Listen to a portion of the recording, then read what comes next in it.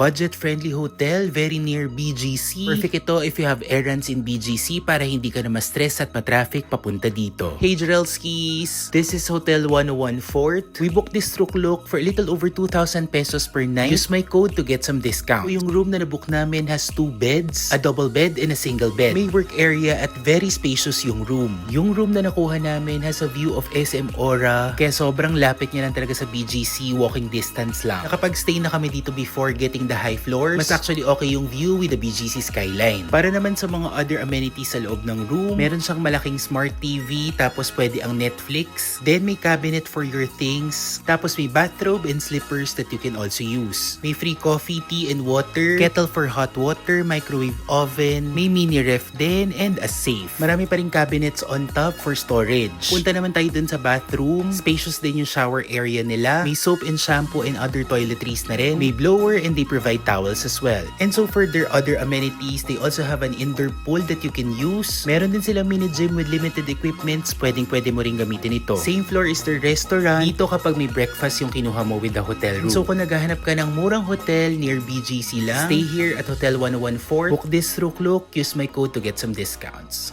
Cheers!